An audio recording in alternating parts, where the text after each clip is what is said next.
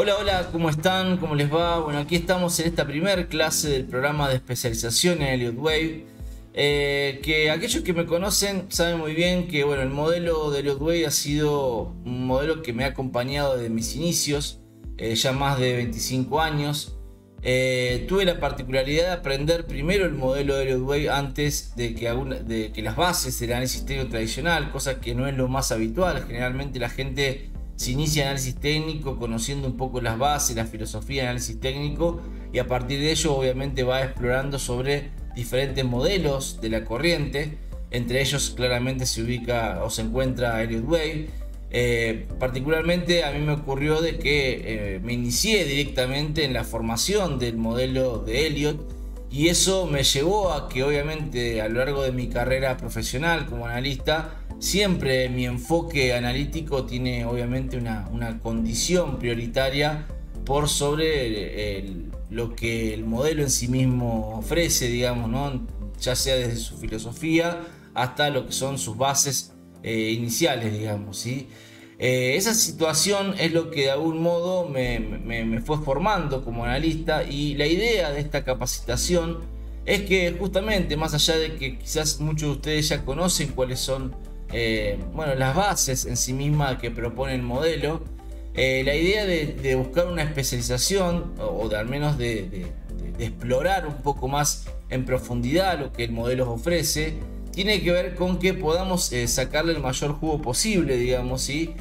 Al modelo, porque claramente es un modelo amplio y a veces se considera de que el modelo simplemente lo que ofrece es, bueno, muchas veces es simplemente un conteo de ondas y nada más, digamos, ¿no es cierto? Y sin embargo, cuando uno explora el modelo, vamos a ver que es mucho más profundo, que es mucho más completo. En lo personal considero que es de los modelos más completos que existen dentro de lo que es el análisis técnico, porque analiza el mercado de distintas dimensiones, ya lo vamos a ver. Y eso claramente, bueno, es lo que en lo personal me lleva bueno, a utilizarlo y que sea un poco mi guía al momento de aplicar el análisis y poder justamente sacar conclusiones analíticas y operativas en el mercado financiero. Obviamente no se trata este curso de hablar de mí, yo me estoy simplemente presentando a modo de que puedan conocer por qué le doy tanto valor a este modelo en sí mismo. Mi idea indudablemente en esta capacitación es que, bueno, que poder volcar toda mi experiencia en la utilización, en la aplicación del modelo, obviamente hacia ustedes. Cuando nos iniciamos básicamente en el mercado financiero, ¿no? Hacemos una pregunta muchas veces que no es fácil de responder, ¿no es cierto?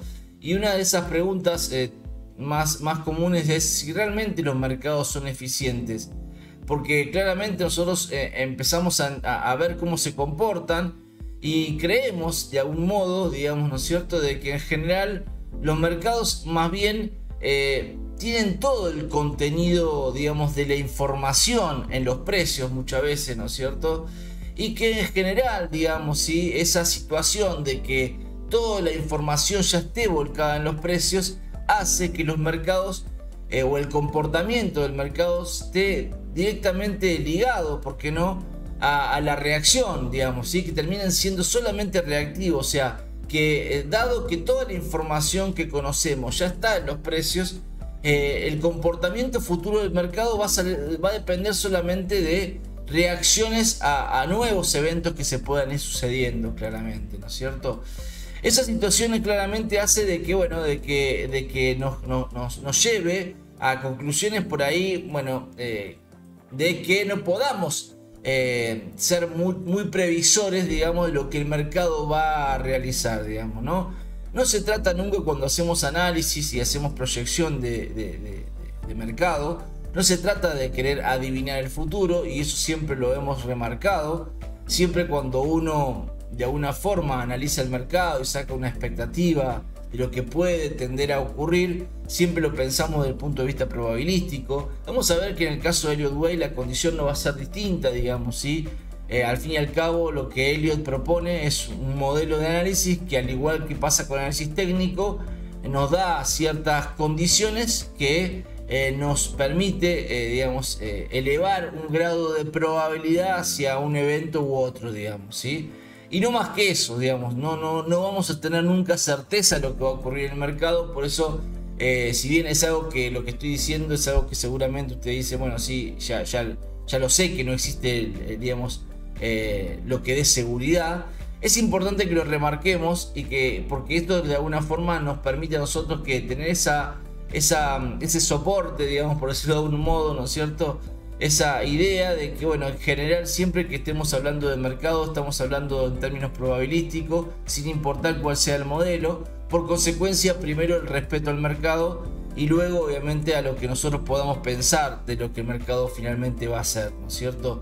No poner nuestro análisis sobre el mercado en sí mismo, porque generalmente el mercado es el que tiene la última palabra. Y es algo que claramente debemos tenerlo muy presente, digamos, ¿sí? Para no cometer errores muy típicos, digamos, ¿no? De creer que en algún momento, por la utilización de un modelo o de alguna herramienta, sé lo que el mercado va a hacer. Y muchas veces el mercado muchas veces no, siempre el mercado va a hacer lo que el mercado cree o considere.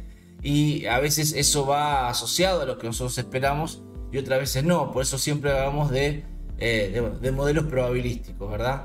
Pero como les decía, hablando de si realmente son eficientes o no, bueno, tenemos esta condición, digamos, ¿no es cierto? Que justamente la primera lectura, a partir del concepto de que en los precios está toda la información, es justamente que resulta imposible ganar al mercado, porque obviamente el mercado solamente va a reaccionar a los eventos que se vayan sucediendo a partir de entonces, digamos, ¿sí?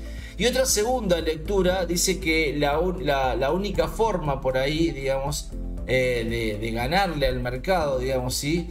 Es justamente en la lógica reaccional. Básicamente, que muchas veces lo que podemos deducir es que una perspectiva por ahí en el tiempo obviamente hace de que yo pueda tener una mayor probabilidad de acierto, si se quiere, respecto de lo que pueda suceder con tal o cual activo. Justamente el ejemplo que se da dice: si los inversores conocieran sobre la posible fusión de una empresa y que esa fusión le otorgara valor a la empresa, bueno, claramente estos decidirían obviamente comprar la acción, esperando que haya una valorización de la misma una vez que se conozca tal fusión.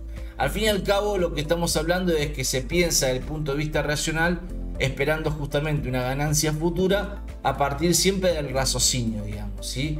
Sin embargo, esto sería considerar de que los mercados no tienen procesos aleatorios, digamos, ¿sí? Que de alguna forma, bueno, los mercados siempre responden a condiciones racionales. Y vamos a ver de que hay un libro que quizás ustedes lo hayan leído, que es el libro Un paseo aleatorio por Wall Street de Barton Malkey, que dice que, bueno, justamente él, dentro de su exposición, dentro del libro, digamos, ¿sí? Dice que cuenta que ha hecho un experimento, digamos, si se quiere, armó una prueba, digamos, ¿no? Donde a partir de justamente un comportamiento aleatorio asociado a tirar, si se quiere, una moneda al aire, fue mostrando, de acuerdo a cómo fue saliendo la moneda, cara o seca, indudablemente, fue armando un patrón digamos, un chart, digamos, ¿sí? Asociado justamente a esta condición. Y cuando uno observa, justamente que ustedes pueden ver aquí, ese gráfico, van a ver que ese chart, que vuelvo a repetir, se logra a partir de tirar una moneda al aire, lo cual hace que siempre sea aleatorio eso, digamos. Nosotros no podemos tener certeza de que va a caer de un lado o del otro, ¿sí? En el tiempo uno entiende de que el promedio va a ser 50-50, digamos, ¿no es cierto? Pero en general, digamos, no tenemos certeza sobre cuántas veces puede caer a la misma vez de un lado o del otro, lo cual eso hace que obviamente se trate de algo aleatorio en general, ¿no es cierto? Y esa situación, cuando uno analiza un poco el gráfico que expone en su libro, digamos, ¿sí? de lo que surge de ese experimento, digamos, ¿no es cierto? Vemos que el mercado va respondiendo, o si se quiere, digamos, el gráfico va respondiendo a una condición digamos, de patrón, digamos, muy similar a lo que habitualmente vemos en los charts de mercado, digamos, ¿sí? En análisis técnico, ¿verdad? De una acción, de un índice, de un commodity, en fin, digamos. Y eso es lo que de alguna forma llevó a una conclusión, digamos, ¿sí?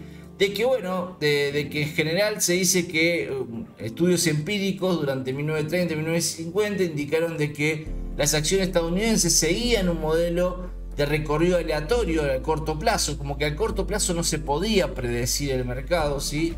Sin embargo, cuando, bueno, uno miraba el mercado más en perspectiva a largo plazo, con cierto raciocinio, digamos, ¿sí?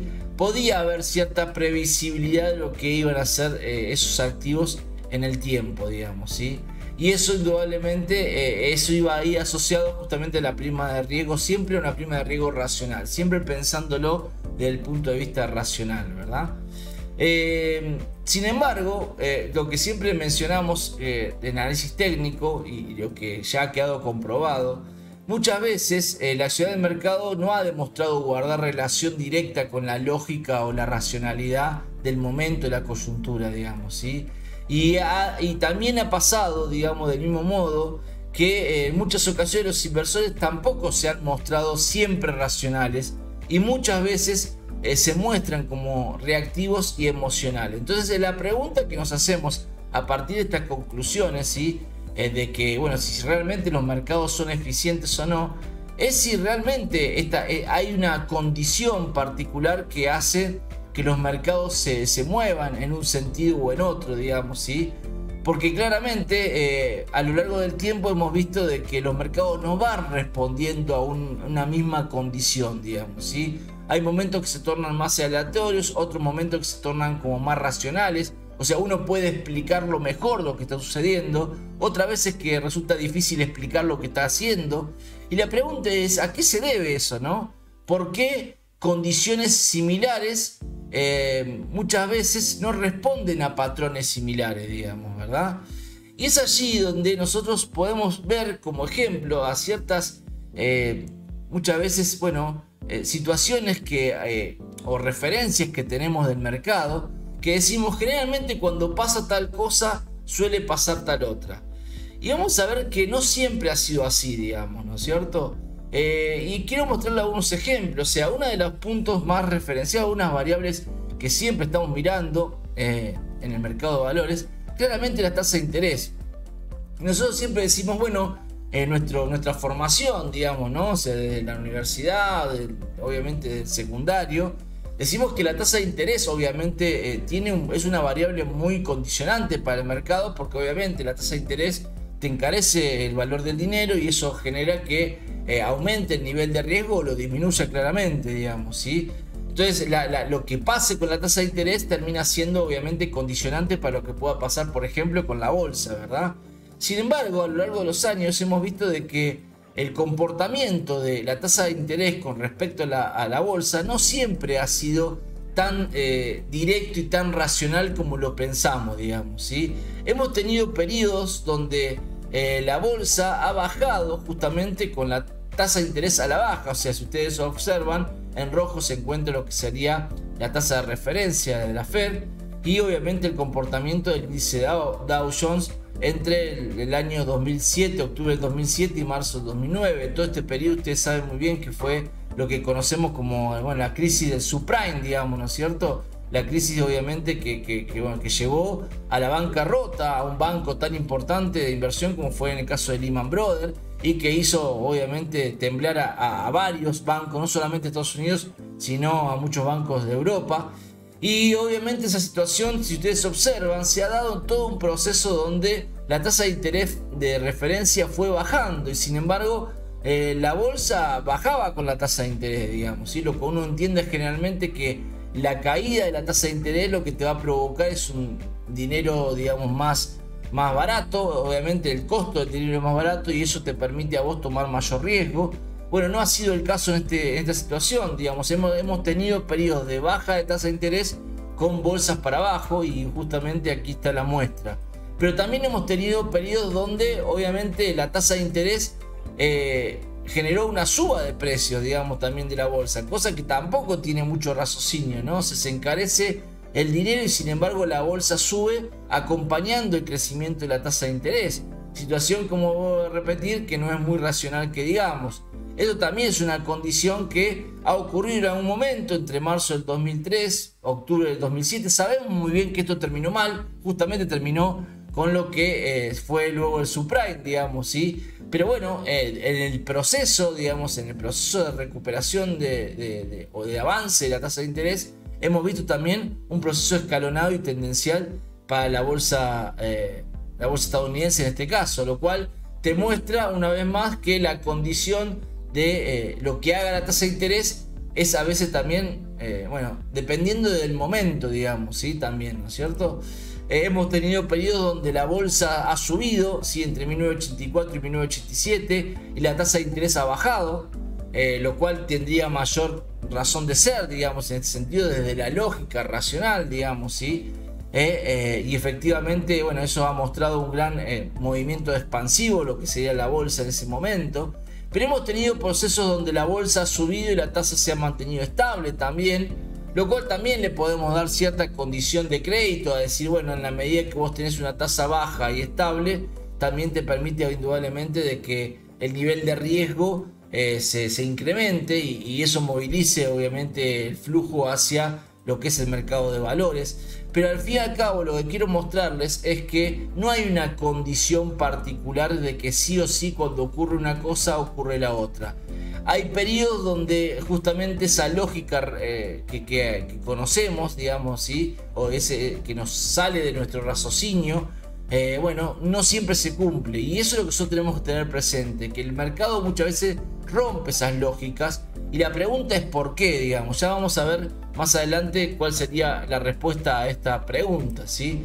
Otra de las condiciones, otra de las cosas que muchas veces nos preguntamos, las guerras y este estado terrorista, ¿son alcistas o bajistas para la bolsa? A simple vista o a simple, digamos, conclusión, por decirlo de algún modo, llevaríamos a pensar que claramente, bueno, las guerras y los atentados suelen tener un comportamiento, bueno, de cierta reacción negativa en el mercado bursátil, porque indudablemente podría llevar a, bueno, a un deterioro de la economía, de las variables económicas, y con ello un deterioro generalizado, obviamente, de los inversores básicamente a tomar riesgos en ciertos activos, digamos, ¿no es cierto?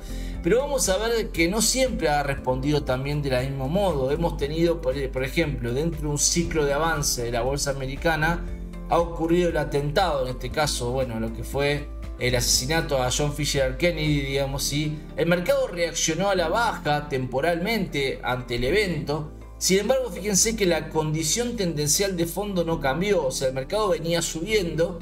El mercado ante el escenario o ante el evento termina respondiendo a la baja, digamos, ¿sí? Como creando un estado de incertidumbre. Sin embargo, rápidamente el mercado se vuelve a reordenar, si se quiere, al escenario tendencial que traía, lo cual eso te muestra que, bueno, en este caso no tuvo el impacto, digamos, sobre el mercado en sí mismo, en este caso el atentado a, bueno, la muerte del presidente, lo cual es nada más y nada menos, digamos, ¿sí? Luego hemos tenido el atentado al World Trade Center en 1993, también una condición donde la bolsa subía. Y vamos a ver que, bueno, justamente a pesar de un atentado que, bueno, que también fue una situación no para nada agradable y siempre genera un estado de cierta incertidumbre, digamos, ¿sí? Fíjense que la alteración fue menor, digamos, ¿sí? No tuvo un impacto importante sobre el mercado de valores. Y el mercado lo que hizo fue sostener, si se quiere, la tendencia alcista que venía desarrollando. Incluso en el tiempo se terminó, bueno, acentuando mucho más hacia adelante, ¿no? Pero sin embargo hemos tenido también el proceso de lo que ha sido justamente el ataque a las Torres Gemelas, en el World Trade Center, también allá en el 11 de octubre del 2001. Y fíjense que el impacto cambia cuando el escenario de tendencia se modifica. O sea, si ustedes observan, hemos visto atentados que podrían provocar un grado de incertidumbre y quizás de cierta, digamos, negatividad en el mercado en medio de la tendencia alcista, y lo que generó al fin y al cabo fue una reacción temporal y luego el mercado vuelve a alinearse a lo que sería la tendencia principal. Sin embargo, fíjense una circunstancia similar, pero ya en una condición de tendencia bajista, el impacto es mucho mayor, ¿no es cierto? ¿Y a qué se debe esto justamente, ¿no? O sea, ¿por qué una noticia similar termina generando impactos distintos, digamos? ¿Sí? Bueno, fíjense que no es justamente casualidad, se quiere, digamos, que ciertos eventos, algunas veces, o unos de esos eventos se haya dado dentro de una tendencia principal predominante alcista y otros se hayan dado dentro de una tendencia predominante principal a la baja, digamos, ¿sí? Fíjense que luego también lo que fue la guerra, lo que fue el inicio de la guerra en Afganistán, luego Irak, también terminó siendo como, digamos, dentro de un escenario de un mercado que ya se mostraba en tendencia descendente, tendencia bajista, y eso claramente, bueno, ha provocado, bueno, una acentuación, se quiere, del negativismo que se venía dando a partir ya de una tendencia negativa, digamos, ¿sí? Hemos tenido luego el mercado general a nivel internacional, luego de lo que fue la caída entre el año 2000 y el año 2003, inicia un nuevo proceso de recuperación, ¿sí? Entre el 2003, 2002 y el 2007 particularmente. Y fíjense que los atentados siguieron sucediendo. Digamos, tuvimos el atentado particularmente en España, el 11 de marzo, digamos, ¿sí? Del 2004. Y fíjense una vez más, es un atentado cuando la tendencia bajista en Estados Unidos generó un impacto mucho más negativo de acentuación, incluso hasta que lo llevó a guerra, digamos, ¿sí? Vamos a ver de que en la tendencia alcista, una vez más, el mercado o un evento trágico, como puede llegar a ser un atentado, digamos, donde muere gente y demás, vamos a ver que el impacto termina siendo menor, digamos, en sentido en lo que respecta al mercado bursátil, digamos, ¿sí? El mercado ya había cambiado su tendencia. El atentado lo que provoca al fin y al cabo es una alteración de la tendencia principal y luego se vuelve a alinear a lo que sería la tendencia de fondo, digamos, ¿sí? Lo cual, fíjense que es un evento similar, el impacto termina siendo distinto, digamos, ¿sí? Y la condición por la cual difiere obviamente ese impacto es justamente la condición tendencial que el mercado traía, lo cual vamos a ver que es muy importante esto, ¿no es cierto? Obviamente pasan un año más, digamos, ya pasamos al 2005, los atentados siguieron sucediéndose, la guerra estaba en curso. Y sin embargo, fíjense de que la alteración cuando se da obviamente el atentado el 7 de julio en Londres cada vez es menor, digamos, ¿no? Es como que el mercado ya hasta subestimaba si se quiere, los atentados que se estaban sucediendo, que vuelvo a repetir, la gente moría igual y el escenario era muy sangriento y el escenario debería haber plantado un escenario de alta incertidumbre. Bueno, la condición tendencial del mercado provoca un estímulo por sobre la noticia, y es un dato que en Elliott vamos a manejar mucho, digamos, ¿sí? Otra de las cosas, fíjense, bueno, también, si ustedes pueden observar, en el caso de la guerra, ¿sí? Aquí se inicia la guerra de Irak, digamos, ¿sí? Aquí finaliza la guerra de Irak. Siempre cuando se inicia una guerra decimos, bueno, hace poco hemos tenido el inicio de la guerra se quiere, o el ataque de Rusia a Ucrania, digamos, ¿sí? Y siempre se arma un escenario de cierto negativismo asociado justamente a la guerra, para lo que puede tener el efecto sobre las economías del mundo, y hacia eso se orienta obviamente, o se considera de que el mercado va a responder en esa condición, digamos, ¿sí? Ante un posible deterioro de la economía, el mercado va a terminar reaccionando a la baja. Y ustedes pueden observar de que el inicio de la guerra se dio justamente en el final de un ciclo de baja. De hecho, fue el puntapié inicial a partir de donde el mercado comenzó a subir, digamos, contrariamente a lo que muchos podamos pensar. El mercado tuvo periodos de caída asociados en este caso a lo que fue la crisis subprime, digamos, que no tiene que ver directamente con la guerra, digamos, ¿sí? La guerra continuó, sin embargo ya se olvidó de la guerra en un momento. La guerra finalizó y el mercado tuvo un periodo también de recuperación. En ese sentido, lo que quiero mostrarles es que en definitiva, digamos, ¿no es cierto? La situación no es tan directa, no es tan, digamos, relacionada en ese sentido y siempre depende de la condición en el mercado. Los eventos se van sucediendo, a veces son eventos obviamente sorpresivos y eso puede generar un efecto más importante sobre el impacto inicial de asimilación por parte del mercado.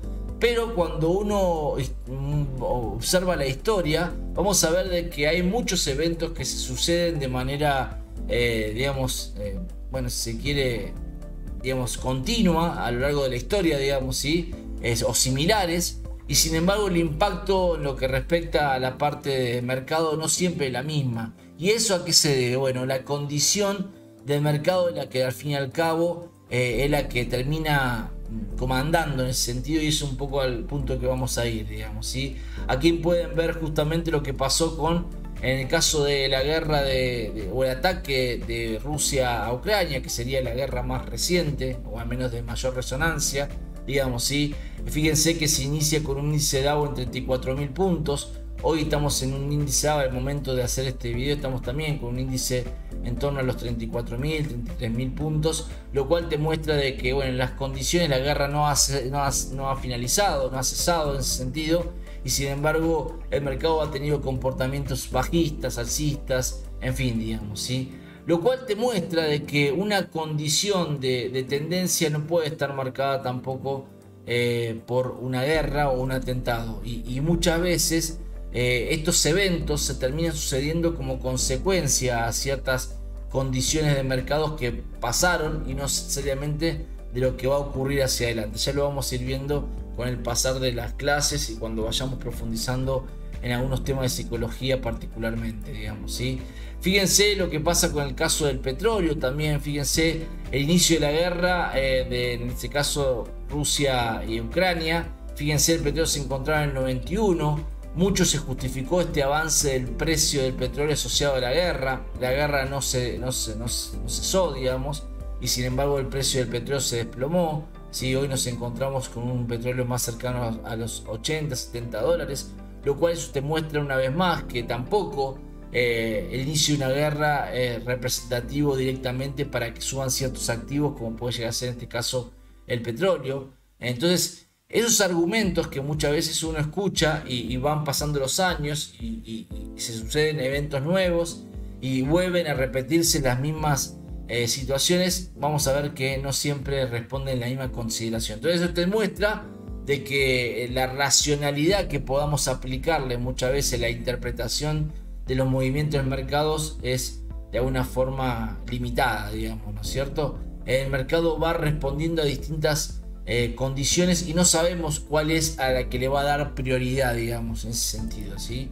Otro de los puntos que nos preguntamos, bueno, si en periodos de guerra suponemos que la tendencia tiene que ser bajista, en periodos de paz va a ser alcista. Bueno, no, hemos tenido ejemplificación y esto está extraído de un libro de Robert Prechter, de Socionomics, la teoría de la finanza, que fíjense que te muestra que todo lo que fue el ciclo de la década del 1920, digamos, una de las décadas de oro de Estados Unidos, de crecimiento, digamos, exponencial, luego de la Primera Guerra Mundial, digamos, ¿no? Donde tuviste una gran expansión bursátil en ese sentido, y un periodo de paz, digamos, luego de lo que fue la Primera Guerra Mundial.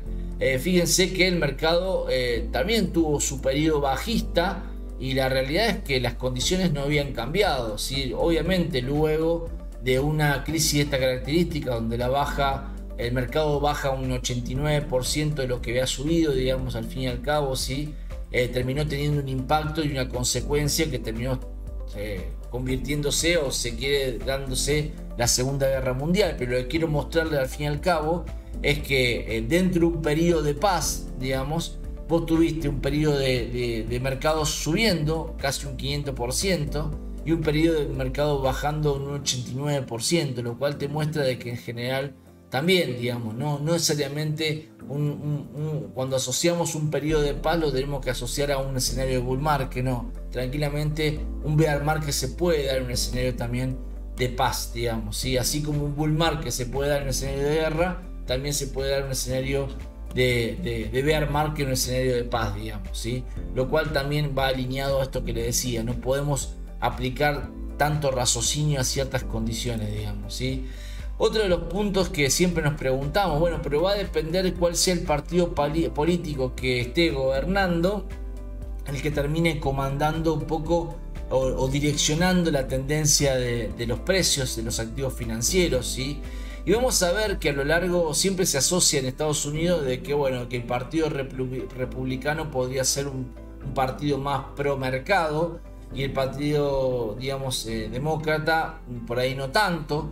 Y a lo largo de la historia vamos a ver que no ha habido, digamos, una condición tal, digamos, ¿sí? como lo suponemos, ¿verdad? Ustedes pueden ver de que, bueno, si ustedes observan, en general, periodos donde el partido demócrata gobernó, digamos, a periodos alcistas y periodos bajistas, digamos, ¿sí? Fíjense que te muestra aquí, digamos, ¿no es cierto?, que la media de retorno fue del 7%, fue mayor en los partidos demócratas que en los partidos republicanos, cosa contraria a lo que justamente la gente puede suponer.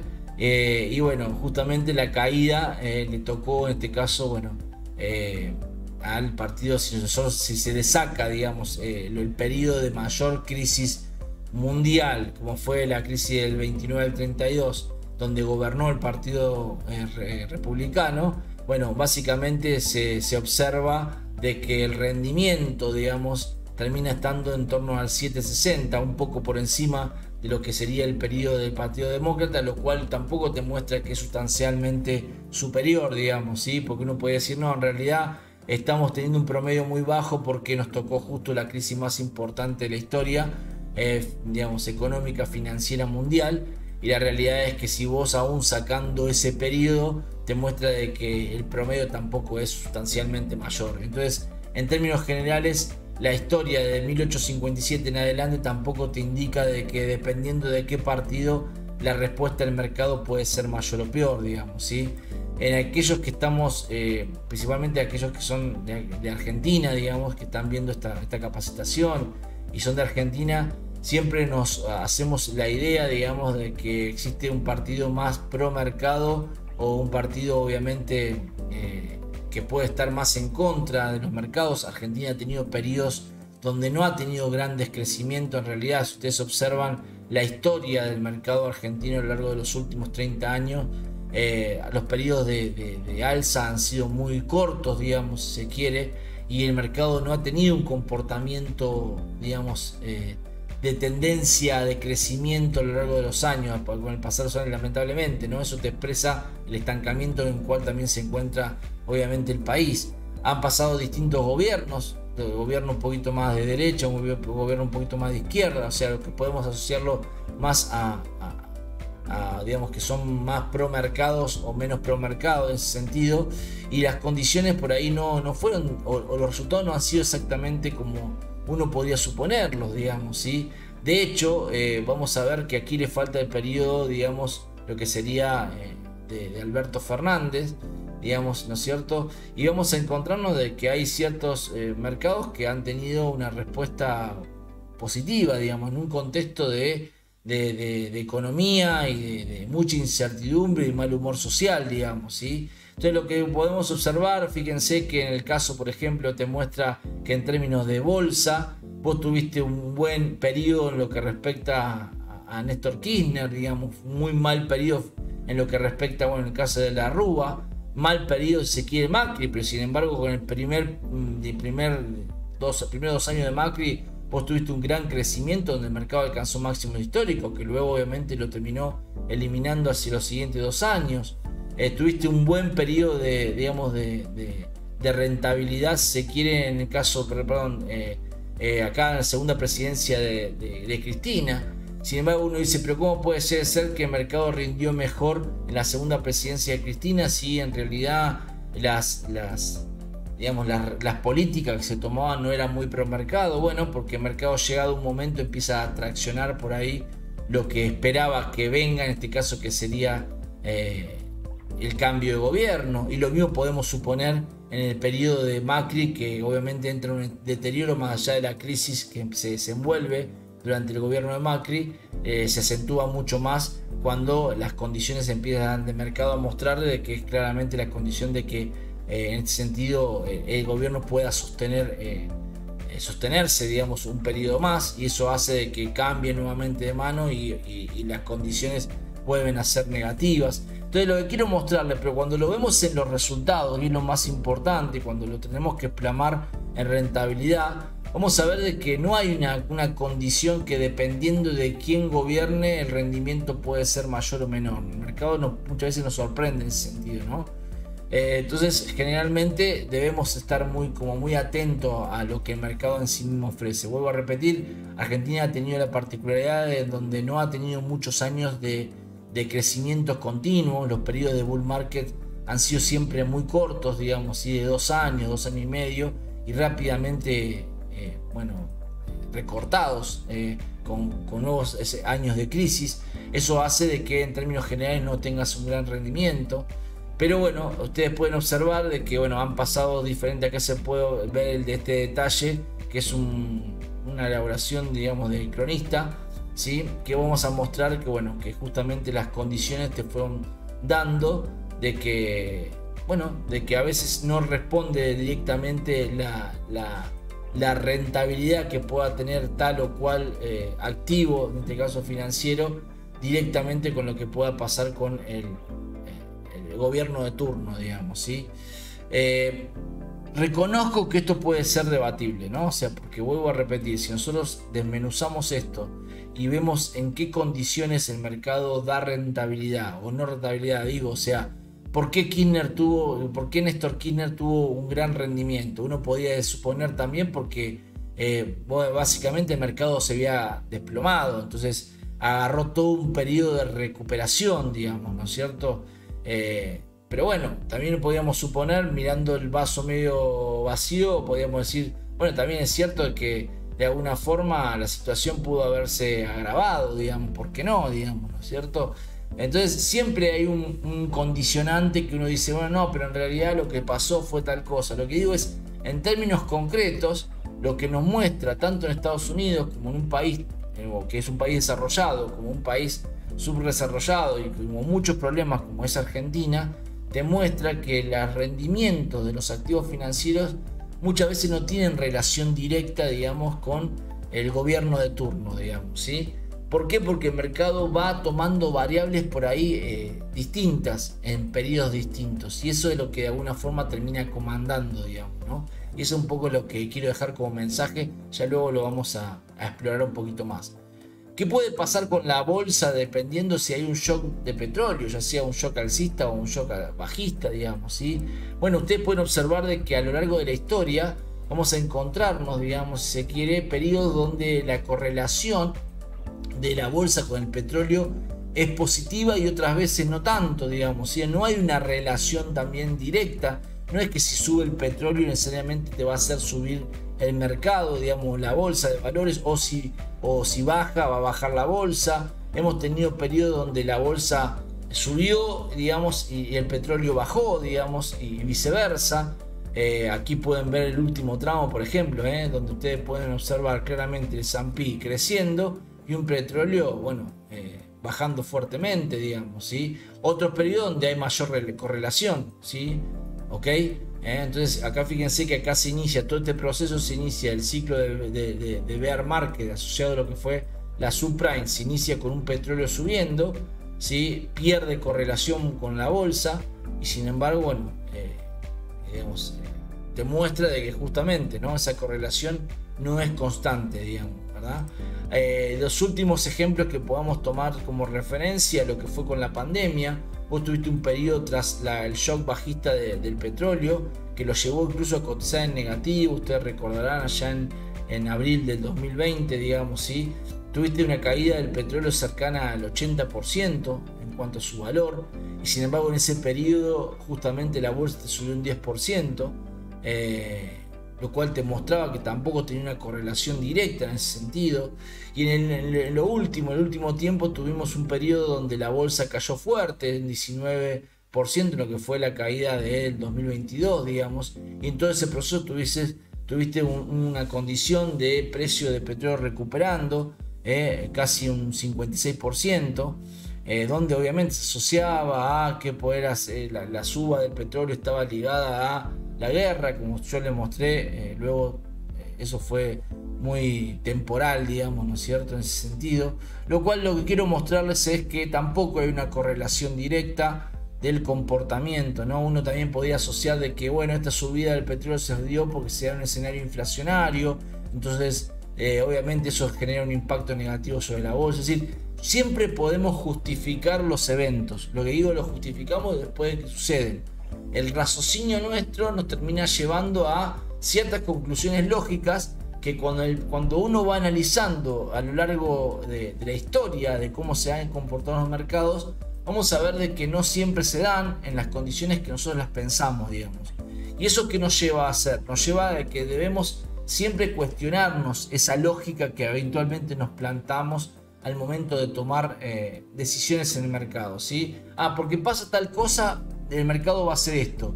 Y puede que no, o puede que sí, digamos, ¿sí? O sea, no hay un alineamiento tan directo de ciertas condiciones. Siempre, por ejemplo, decimos que la inflación hace subir al oro. O sea, tuvimos un periodo inflacionario, o estábamos en un periodo inflacionario en el mundo. ¿Sí? Sin embargo, fíjense, entre el 2020 y el 2021, donde la curva de inflación creció fuertemente, vos no tuviste un oro para arriba. O sea, no tuviste una cobertura hacia el oro, ¿se dan cuenta? El oro no creció. Lo cual, si nosotros nos retrotraemos y decimos, che, mira, lo que viene va a venir justamente una expansión de la inflación en Estados Unidos y en el mundo, lo primero que pensaríamos, hay que invertir en oro, ¿sí? Porque justamente nos han enseñado de que el oro trabaja como un activo que hace frente al escenario inflacionario, de deterioro muchas veces del escenario, bueno, de dólar. Y fíjense que en este caso el dólar, tuviste inflación, el dólar se fortaleció, ¿sí? No se debilitó. Y esto fue asociado obviamente a un escenario de tasas, digamos, globales, ¿sí? Donde las tasas en Europa y en Asia eran inferiores, o en Japón en este caso, ¿sí? Eran inferiores a las que obviamente las tasas de Estados Unidos. Entonces había una cobertura de muchos dinero, mucho flujo canalizado a la tasa americana, a pesar de que te rendía por debajo, tenía una tasa real negativa, aún así seguía siendo la más atractiva, digamos, ¿sí? Y libre de riesgo. Entonces, es decir, lo que quiero mostrarles es que podemos justificarlo después de lo que ocurrieron las cosas, pero cuando uno hace esa relación inicial, no siempre funciona.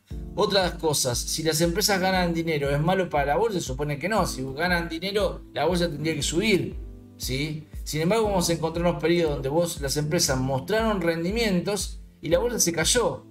Entonces uno podría suponer de que muchos de estos rendimientos que se mostraban en 73 y 74 están relacionados a la expansión, a la década de oro que tuvo Estados Unidos entre la década del 50 y el 60, ¿por qué no? ¿Sí? Entonces, no siempre te van a responder. Obviamente el mercado muchas veces es consecuencia lo que pueda estar dando la empresa, y el mercado actúa como un poder de anticipación a lo que todavía no refleja muchas veces la economía real. Eso hace de que vos tengas condiciones donde, a pesar de que las empresas ganan, por ahí la bolsa no responde en esa condición, o viceversa. La bolsa sube cuando las empresas están perdiendo dinero. ¿Y cómo se entiende eso? ¿Sí? Entonces la pregunta que nosotros tenemos que hacer, para que ustedes vean, hay muchos ejemplos, obviamente traje algunos. La pregunta que nosotros tenemos que hacernos respecto a este tema es si realmente los mercados son aleatorios, ¿sí? Entonces la pregunta es, en ese sentido nosotros tenemos que saber de que, al menos desde el punto de vista eliotista, y es un punto al que yo quería llegar, es el humor social es el que comanda. ¿Por qué? Porque ciertas condiciones similares, digo, con el pasar del tiempo, de los años, digamos, ¿sí? O sea, o eventos similares, el mercado ha respondido de manera diferente, digamos, ¿sí? A veces asociada al raciocinio, otras veces no respondiendo con la razón o la lógica que nosotros nos planteamos o nos podríamos plantear, digamos, en ese sentido. Lo que comanda justamente es el humor social.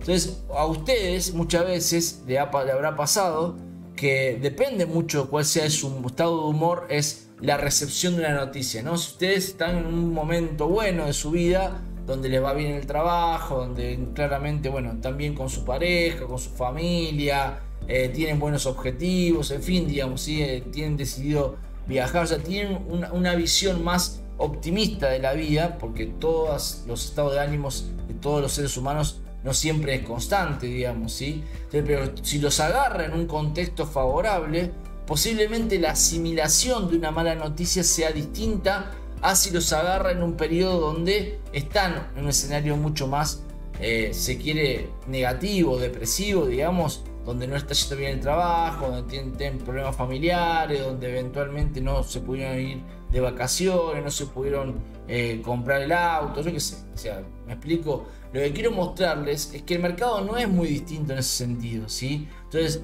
muchas veces ese comportamiento aleatorio que muestran los mercados, donde no siempre es racional, donde no siempre responde a una condición lógica, digamos, ¿sí?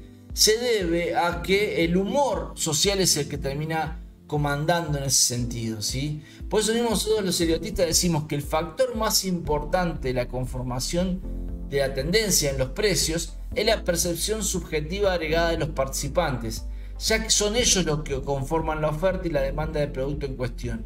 Esta percepción estará íntimamente ligada con el humor social. Entonces, ¿qué quiero decir con esto?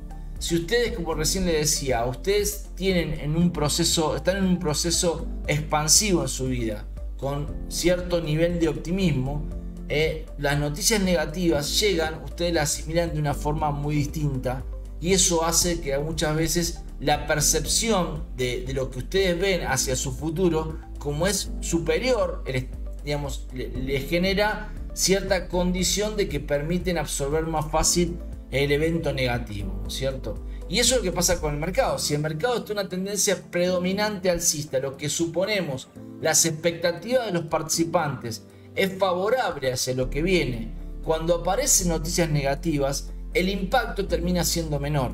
Ahora, la condición cambia cuando indudablemente estamos en un escenario negativo, digamos, si se quiere, y le llegan indudablemente noticias que podrían profundizar ese estado de humor, digamos, ¿sí? Entonces allí el impacto puede ser mucho más racional en ese sentido, ¿sí? Lo mismo sería como una noticia positiva, digamos, ¿no? O sea, si de repente todo me va mal y me aparece una noticia positiva, es como que no le doy el valor, digamos, de la noticia en sí misma. ¿Por qué? Porque mi estado de humor no está receptivo a lo bueno, digamos, ¿sí? Y muchas veces dice, bueno, sí, por fin una, pero en general tengo 25.000 problemas. Entonces, como que en definitiva entramos en esa nube, digamos, depresiva, digamos, bueno, que los mercados también la tienen, ¿sí? Entonces, y aparece una noticia positiva, una tendencia bajista, y bueno, el impacto por ahí no cambia.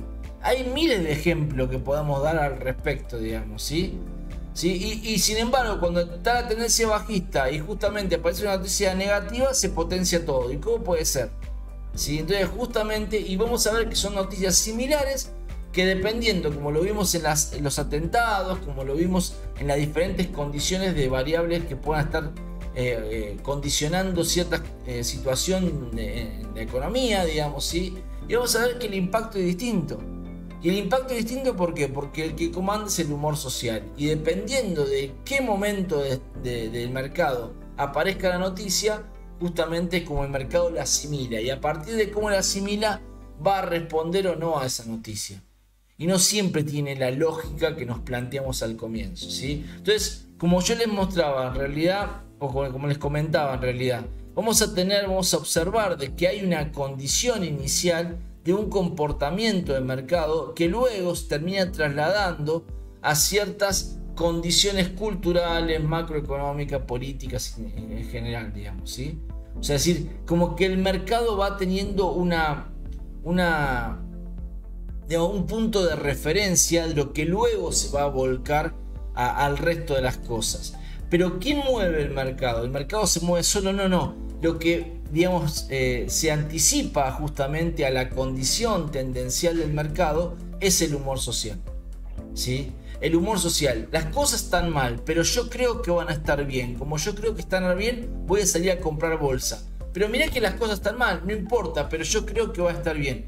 Cuando esa condición se masifica y muchos creen que vamos a estar bien, entonces el mercado crece aun cuando las condiciones no puedan, la lógica nos dice que no debería estar ocurriendo. ¿Se dan cuenta? ¿Por qué? Porque justamente el mercado está racionalizando lo que ocurre. Dice, ¿por qué va a subir el mercado si mirá cómo está en la economía?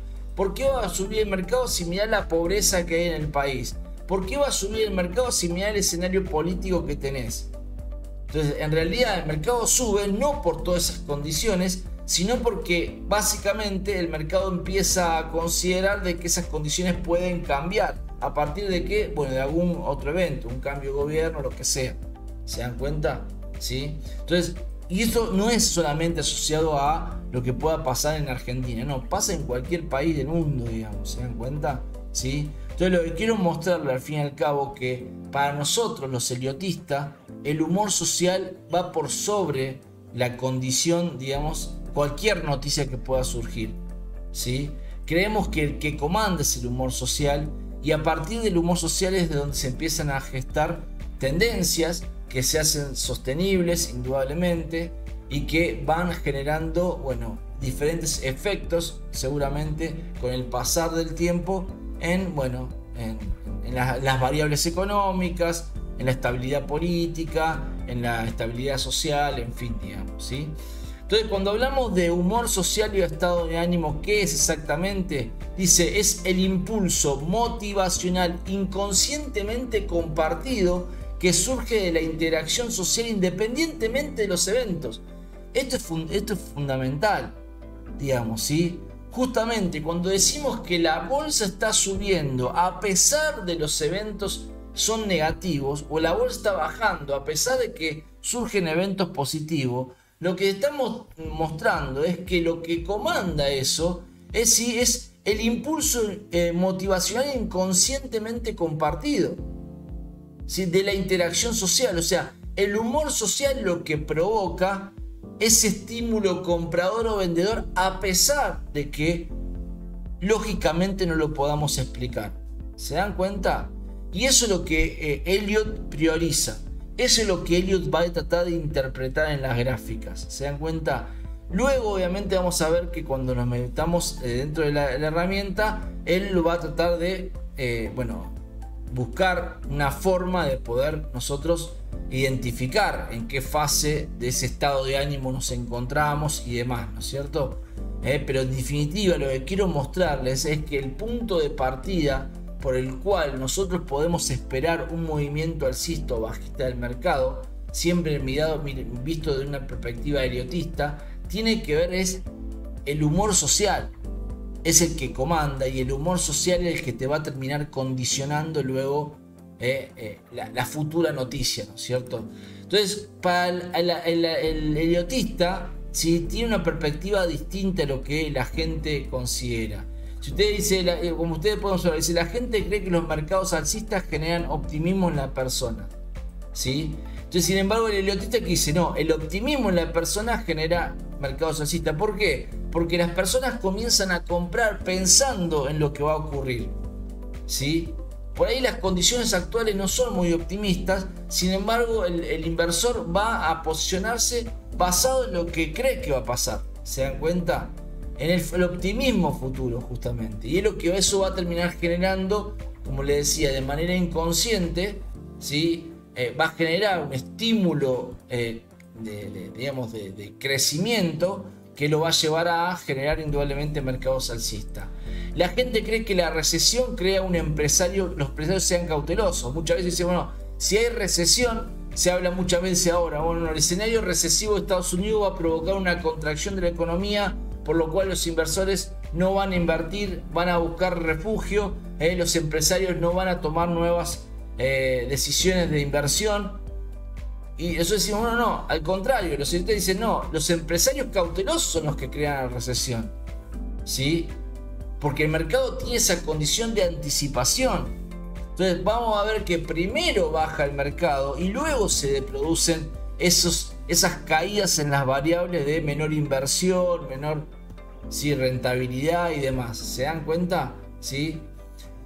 Otra cosa, dice, la gente cree que las guerras crean gente temerosa y enojada.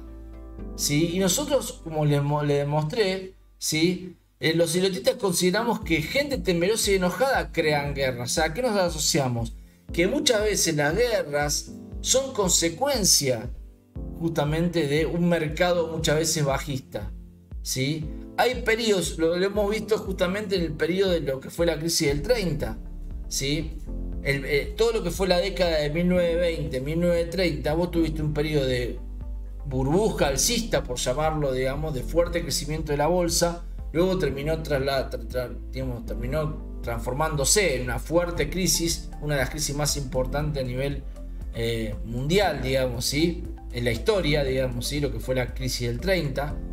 Y eso terminó provocando lo que fue luego la Segunda Guerra Mundial. Pero durante el periodo que se da el evento, o sea, tanto la burbuja alcista como la caída del mercado, había un escenario de paz en el mundo, no había un escenario de guerra, ¿se dan cuenta? Entonces lo que quiero mostrarle al fin y al cabo es que el miedo, la depresión, generalmente la guerra justamente es eso, es la expresión máxima del deterioro de los valores humanos. O sea, yo estoy dispuesto a matar a otro para satisfacer mis necesidades, un ejemplo, ¿no?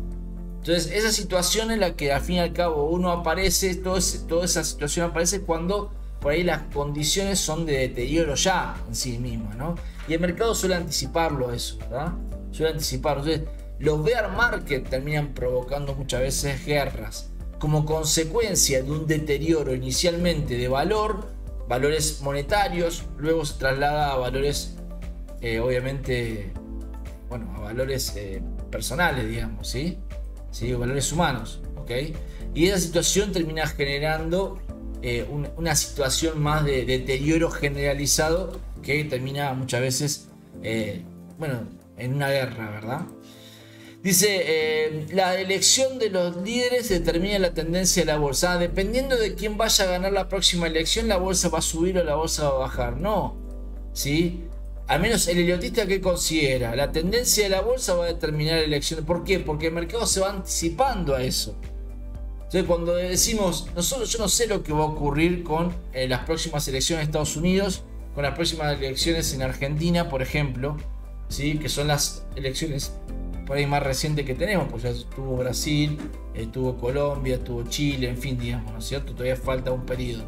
Pero digo, no sé quién va a ganar las elecciones, pero cuando uno mira el mercado, uno puede hacerse una perspectiva de qué es lo que el mercado cree, ¿se dan cuenta? Entonces no es que la bolsa empiece a subir dependiendo de quién gane, o la bolsa va a bajar dependiendo de quién gane. La bolsa se anticipa muchas veces y seguramente empieza a bajar antes de que se dé, ¿sí? Cuando, digamos, anticipándose a esos líderes seguramente, o viceversa, ¿verdad?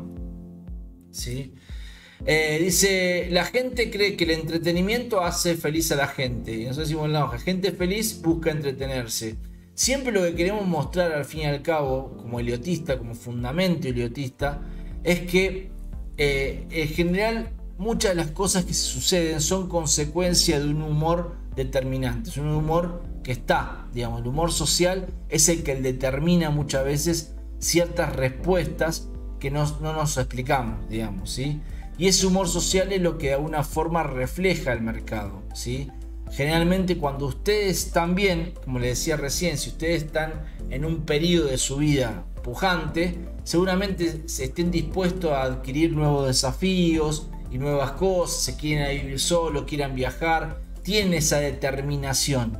Cuando ustedes están en un periodo más, digamos, negativo, depresivo, en fin, generalmente se contraen en la toma de decisiones, se retraen. ¿Por qué? Porque le temen al fracaso, porque le temen obviamente a un resultado negativo de lo que sea, digamos, ¿sí? Entonces, generalmente lo que decimos con esto en ese sentido es que el humor social es el que provoca el estímulo, al fin y al cabo, alcista o bajista en el mercado, y ese estímulo alcista o bajista luego se va a traducir en diferentes condiciones, digamos, ¿sí? O sea, el estímulo alcista te va a llevar a ciertos niveles de consumo en ciertas cosas que capaz que a la baja no lo haces, ¿sí? Y eso se termina trasladando en ciertas modas, en ciertas condiciones de hasta incluso culturales, ¿sí? Se ponen de moda ciertos bueno, digamos, melodías, digamos, justamente de música, ciertas condiciones, ¿sí? Se ponen de moda ciertas películas, ya lo vamos a ver más adelante, ¿sí? ¿Por qué? Porque indudablemente estamos, digamos, propicios, con un humor propicio para poder absorber ciertas cosas que por ahí en un humor más negativo no estamos dispuestos a hacerlo. Entonces, nosotros mismos, nuestro humor también es determinante para nuestro consumo, para nuestra toma de decisión. ¿Se dan cuenta? Cuando eso lo masificamos en un grupo de participantes, es decir, lo que terminamos haciendo un mercado, es lo que al fin y al cabo termina, bueno, trasladándose como respuesta muchas veces a ciertas condiciones mismas que el mercado va desarrollando, digamos, ¿sí? Para concluir entonces en lo que respecta a esta primera clase, que la idea es que ustedes empiecen a ver de qué perspectiva un heliotista analiza el mercado, ¿sí? Y por qué muchas veces podemos empezar a respondernos del por qué el mercado acciona como acciona, y otras veces en situaciones similares justamente hace lo contrario. Fíjense lo que decía Elliot Way en su libro La ley de la naturaleza, digamos, ¿sí? El secreto del universo. En 1946, Ralph Nelson Elliot decía: Wall Street tiene un refrán que dice: las noticias se ajustan al mercado, ¿sí? Esto significa que en vez que las noticias hagan el mercado, y el mercado prevé y aprecia la importancia del subyacente de la fuerza de lo que después se podría convertir en una noticia, ¿sí? Dice: en el mejor de los casos, las noticias son el reconocimiento tardío de las fuerzas que ya han actuado por algún momento y que sorprenden a los que desconocen la tendencia. Esto es fundamental, chicos, para el concepto heliotista, ¿se dan cuenta? ¿Sí? Para el heliotista es fundamental lo que marca la tendencia, porque la tendencia de alguna forma me advierte ya cuál es el humor dominante, ¿sí? Y el humor dominante lo que luego se va a trasladar a las noticias futuras, ¿se dan cuenta? Y no al revés. Okay, dice, la inutilidad, dice Elliot, ¿no es cierto? La inutilidad, de confiar en la capacidad de cualquier persona para interpretar el valor de cualquier noticia única en términos de mercado de valores ha sido reconocido por traders experimentados y exitosos. Ninguna noticia o serie de desarrollo puede considerarse la causa subyacente de una tendencia sostenida, ¿sí? De hecho, durante un largo periodo de tiempo, los mismos acontecimientos han tenido efectos diferentes debido a que las condiciones de la tendencia eran diferentes. Entonces, esto es clave. Cuando nosotros hacemos Elliott Wave, lo que debemos saber, cuando nosotros aplicamos la herramienta de Elliott Wave o el modelo de Elliott Wave, lo que debemos saber que lo que comanda es eso. Lo que comanda es el humor social. El humor social es el que te condiciona. El humor social es el que de alguna forma te arma estados de mercado, ¿sí? En el inicio de una tendencia, en el medio de una tendencia, en la finalización de una tendencia, alcista o bajista. Eso es lo que nosotros vamos a estudiar con Elliot. Tratar de reconocer el estado del mercado, por consecuencia el estado de humor del mercado, porque eso nos va a determinar qué fase podemos esperar y qué patrón de comportamiento podemos esperar. Los mercados, cuando se mueven tendencialmente, respetan un patrón de comportamiento. Los mercados, cuando se mueven contratendencialmente, es decir, básicamente en contra de la tendencia principal, tienen otro patrón distinto. Entonces va a ser tarea nuestra de poder reconocer cuál es el humor predominante, ¿sí?, del mercado, para poder saber cuál es el patrón potencial que el mercado puede desarrollar, y de esa forma anticiparnos a lo que el mercado finalmente va a realizar. ¿Se dan cuenta? Entonces vamos a explorar a lo largo de la capacitación justamente cada uno de estos puntos a los efectos que nosotros podamos ver el mercado como eso, ¿no? Como justamente una vidriera del humor social de los participantes, de todos los que participan en el mercado, donde las variables están todo el tiempo, aparecen las variables económicas, políticas, en fin, sociales, ¿sí? Pero juegan partidos distintos dependiendo de la condición con que el mercado las reciba. ¿Se dan cuenta? Entonces nosotros tenemos que saber bien respondernos a eso para saber básicamente de qué forma el mercado va a terminar asimilándola y en base a esa asimilación qué tipo de patrón puede estar realizando, y con ello tener algún poder de anticipación de cómo se va a comportar hacia adelante el mercado. Así que bueno, de esta forma damos por concluida la primera clase. Me gustaría que si algunos puntos no les quedó claro, que la revean a la clase. De todos modos, que tomen nota para las consultas que fuesen necesarias, para que de esa forma, cuando tengamos las clases, digamos, prácticas en vivo, bueno, ustedes también puedan hacer o plantear, obviamente, las dudas que resulten necesarias. Así que los invito a un siguiente video para ya meternos un poquito más de lleno en lo que sería el modelo. Les mando un fuerte abrazo. Chau, chau.